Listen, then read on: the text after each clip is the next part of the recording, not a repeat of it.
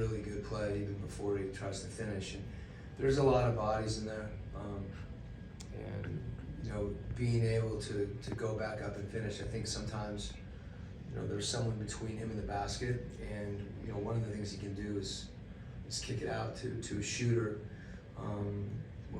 just try to get an angle.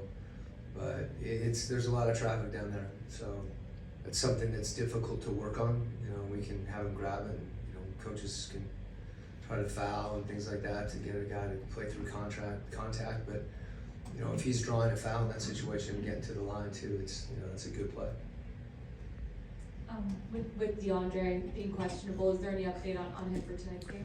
He'll keep his normal warm-up time, and then the health performance team, Marty will let me know how he's doing, and make a decision at that point.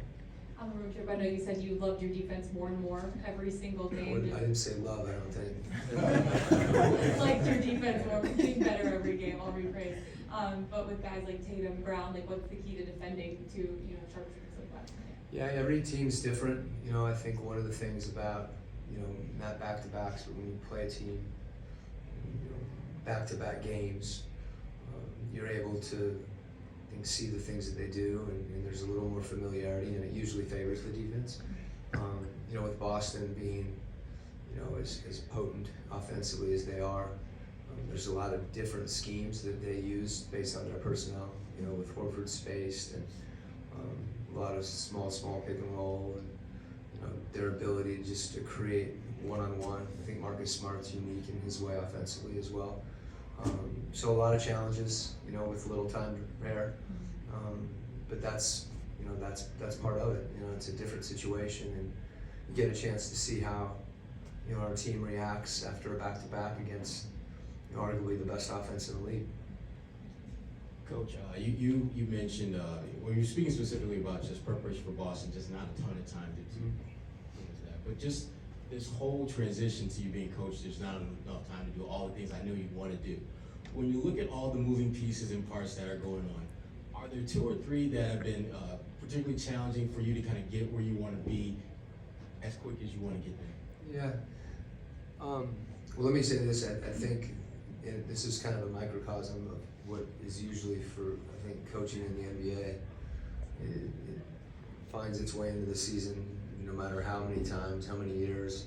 It always seems like there's something more to do. So it really, to prioritize, it's just even more important now. As far as, I think our spacing was something that was really a point of emphasis early. I think, to play the right way and to make the right pass, and to understand what those decisions are, you have to have options. And when you're not spaced, it sounds like such a simple thing, but it's dynamic. You can't just run down to certain spots and then run a play, because we're trying to play more out of concepts, and what ends up happening is if we can gain an advantage, the defense reacts, and then we have to respace. So it's a kind of a constant, but that would be one thing. And I think, we've talked a lot about trying to protect the paint. That's something. We gave up a lot of points in the paint last night, which Longo reminded me. But I think they had to work for him a little bit more.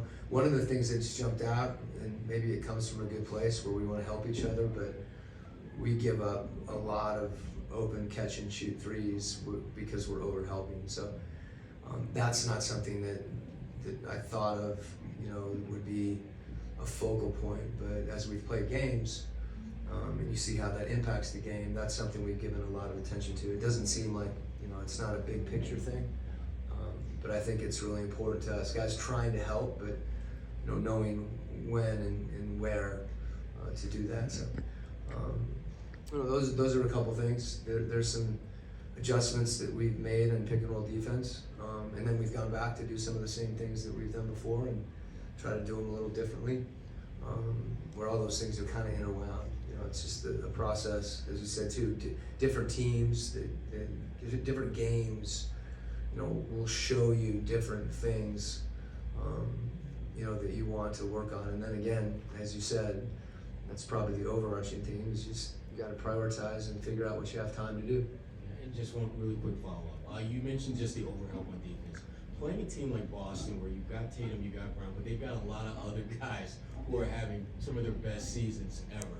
Talk about the challenge of addressing that one issue that you feel you guys need to be better at, but knowing you're playing a team that they kind of feed off of that type of. Yeah, well, I think it starts in transition. You know, that's been an emphasis for us. You know, you don't have a man in transition. There's kind of a sequence that you have to be conscious of.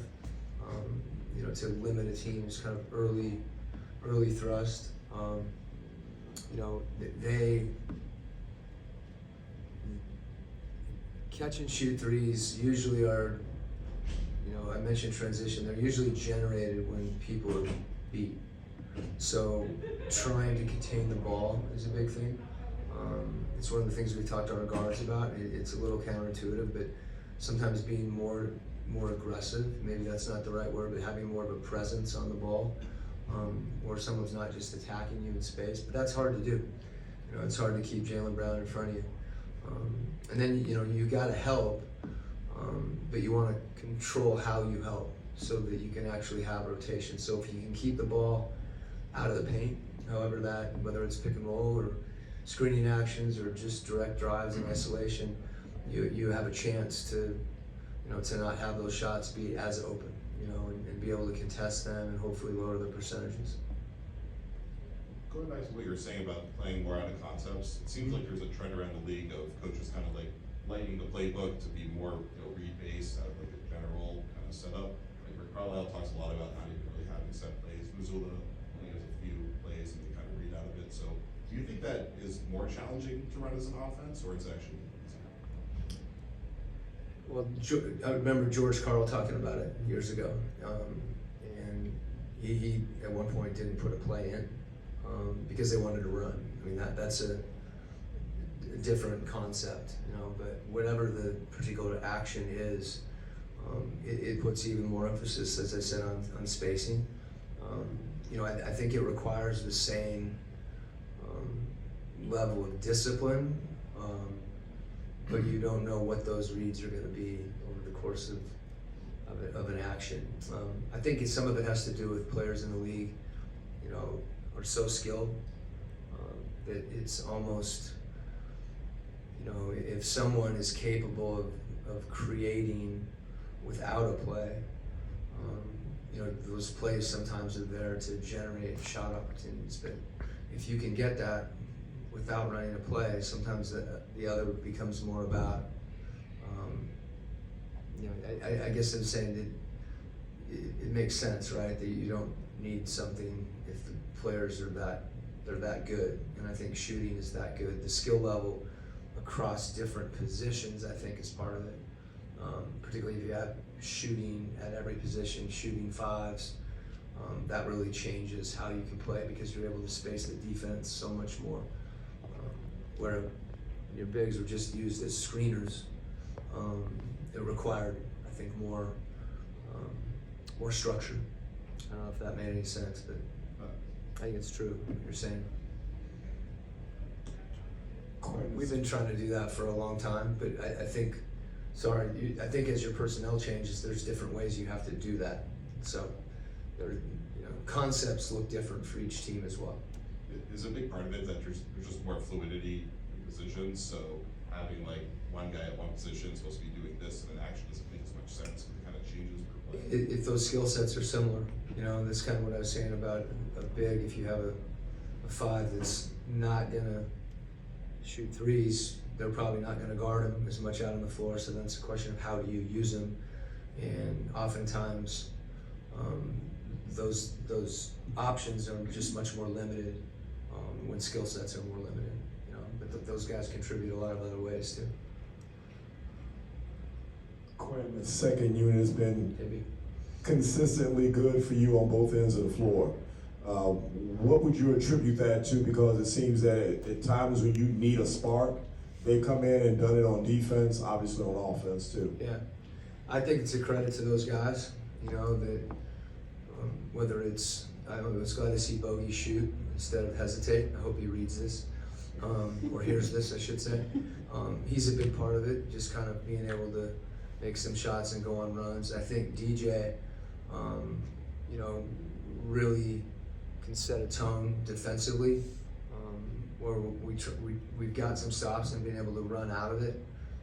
And then, you know, Jalen's played really well, you know, and he's a unique player in his ability to create. And as you mentioned, you know, impacting the game on both ends. The other night too, Sadiq's making threes. You know, I was really happy. I told O that I took him out of the game because I thought he kind of had more. And we agreed that we were gonna watch the tape and determine if that was the case. But he definitely, you know, he came in and gave us big minutes too. Just something as simple as making a great play defensively and verticality. So I think there's a lot of things that those guys are doing together, and I think they've got a little bit of a rhythm too. Time to go. Okay.